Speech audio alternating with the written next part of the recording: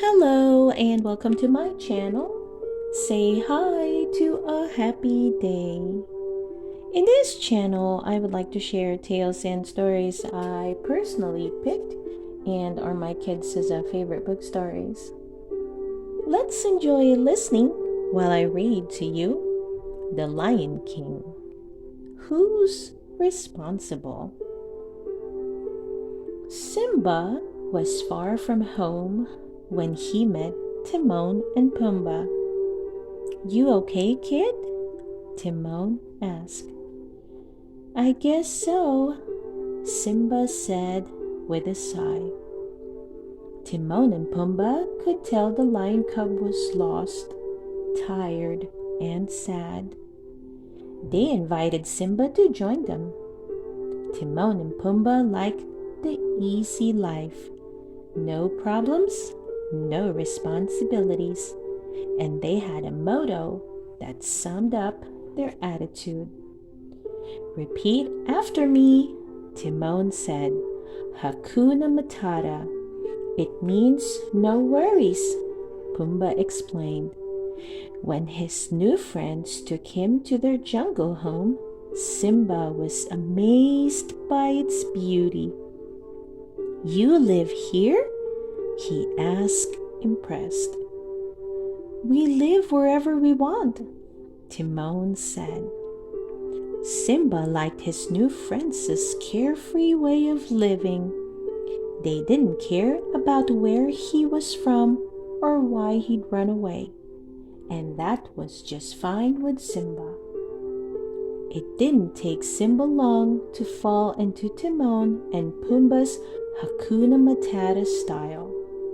He loved being free to run around and play all day. There was no one to tell him, "Do this" or "Don't do that." Life with Timon and Pumbaa was fun.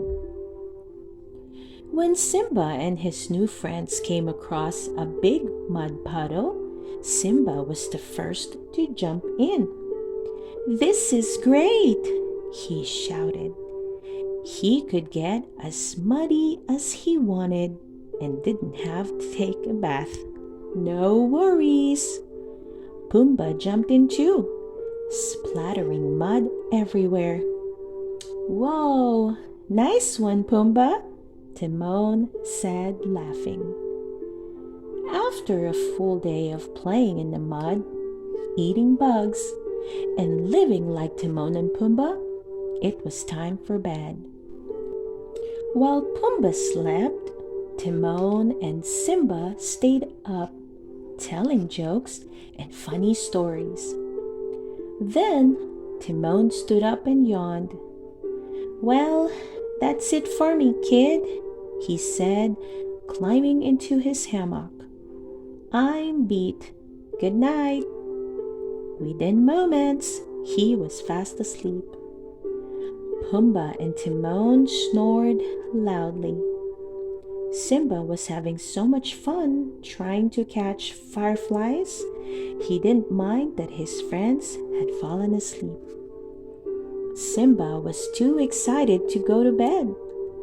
The jungle looked and sounded so different at night. It felt magical, and he wanted to be a part of it. Besides, he was sure he'd be fine in the morning, no matter how late he stayed awake. The sleepy cub chased fireflies and watched the moon and the stars. He had fun meeting animals who stayed awake at night and slept during the day. At last, he stumbled home and fell asleep. The next morning, Timon and Pumbaa tapped Simba on the shoulder to wake him up. The young lion groaned. Timon and Pumbaa wanted to go to the water hole, and Simba was grumpy. The water hole was a great place to meet friends, but all the other animals kept their distance from Simba. "I hate to say this, kid, but you need a bath," Timon blurted out. "What do you mean?" asked Simba. I know a lot about this, Pumbaa said. And the fact is, Simba, you stink. No way, Simba insisted. I don't smell a thing. But we do, kid. Take a look, Timon said, pointing at the other animals. No one is standing downwind. Simba ran off upset. Hakuna Matata was supposed to mean no worries and no responsibilities. I wasn't supposed to be about when to take a bath, or to go to bed, or eat dinner. When they left the water hole, Simba seemed very sad. I feel like I don't fit in here, he said. We understand about not fitting in, said Pumbaa in a kind voice. Sorry, kid, Timon added. That's not what we wanted to happen. No, it's not, said Pumbaa. Before you came here, somebody probably told you what to do all day long. Now you gotta do that for yourself, Timon continued. Suddenly, Pumbaa had an idea. Hey, we can help you learn about responsibility by being responsible ourselves. It sounded good to Simba. Can we give it a try? Simba asked. Timon looked at his friends and agreed. Timon and Pumbaa took Simba to one of their favorite places for a bath. Simba splashed for a bit and then washed off the grime. It does feel good to get all that dirt off me, he admitted. You'll smell better too, Timon said. Pumbaa's stomach rumbled, and taking a bath makes you hungry. Well, come on then, Timon said. Let's eat. The friends went to a place where several trees had fallen. Simba began trailing a plump beetle. Simba, I know you're still new at this, Timon began. But we need lots of bugs, not just one. I know, Simba replied. I'm just following a hunch. Pretty sure that's a beetle, joked Timon. When the beetle scurried under a rotten log, Simba and Pumbaa worked together to break it open. Look at that, gasped Timon. A big, beautiful buffet. After dinner, Timon made a bag out of a leaf. He explained, I'm gonna save some bugs so we'll have something to snack on later. Great idea, said Pumbaa. Working together to make sure there was enough food meant no one would go hungry. Timon, Pumbaa, and Simba found a nice place to lie down and go to sleep for the night. Timon was fidgety and couldn't seem to get comfortable. I need some water, he said. Then after lying back down, he said, still thirsty.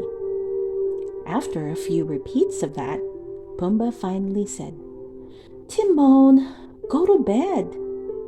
Okay, Timon said. But I'll never fall asleep if I'm still thirsty. Moments after he lay down, however, Timon was snoring. Simba smiled. If Timon can do it, I can do it, he thought. Then he closed his eyes and drifted off to sleep. He dreamed of the fun day he had with his friends and all of the adventures he would have with them tomorrow. He slept well knowing he was happy living with his friends. Over the next few days, the friends realized something important. Working together, encouraging each other, and setting up routines really did make their lives better. Simba, Timon, and Pumbaa felt great. The three friends lived their carefree way of life for a very long time. They still had their motto, but they added a little twist. Living problem-free, responsibility, Hakuna Matata. The end. I hope you enjoyed listening to The Lion King. Who's responsible? Please don't forget to hit that like button and subscribe to listen to more of our favorite book stories. See you soon!